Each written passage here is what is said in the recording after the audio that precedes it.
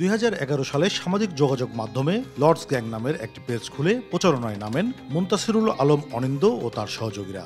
গ্রুপটির লক্ষ্য ও উদ্দেশ্য ছিল উগ্রবাদের প্রচারণা।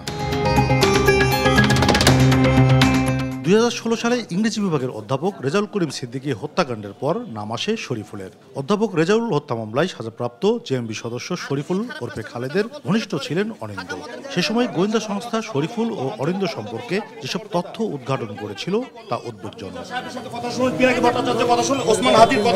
পুলিশ বলছে, অস্ত্র ও বোমা তৈরির সরঞ্জাম কেন সংগ্রহ করেছিল তারা, সেটি নিশ্চিত হতে জিজ্ঞাসাবাদ করা হবে।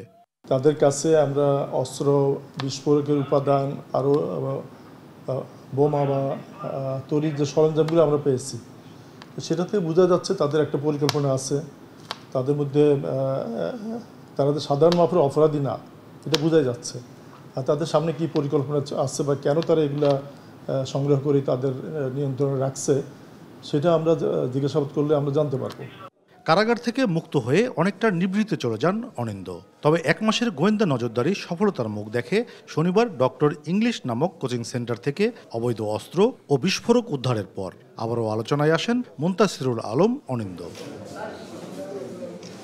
রোববার অনিন্দ ও তার 2 সহযোগীকে আদালতে সোপর্দ করে 5 দিনের রিমান্ডে নিয়েছে পুলিশ।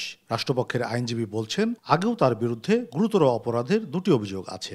এর আগে ঢাকায় আর্টিজান হোটেলে যে জঙ্গি হামলা হয়েছিল তার সাথে উনি আসামি ছিলেন এবং রাজশাহী বিশ্ববিদ্যালয়ের একজন টিচার হত্যা মামলার সাথে উনি জড়িত ছিলেন। পুলিশ 5 দিনের রিমান্ড চেয়েছিলেন 3 জনেরই এবং বিজ্ঞ আদালত মেট্রোপলিটন আদালত 2 মামুনুর রহমান উনি সন্তুষ্ট 5 দিনেরই রিমান্ড মঞ্জুর করেছেন। 3 জন আসামিরই জামিনের আবেদন করা হয়েছিল, সেটা নামঞ্জুর করা হয়েছে। অনিন্দ রাজশাহী মহানগর বিএনপির সাবেক সহসভাপতি শফিউল আলম লাটকুর ছেলে এবং সাবেক মেয়র AHM খায়রুজ্জামান লিটনের চাচাতো ভাই। কাজী শাহেদ, STV, রাজশাহী।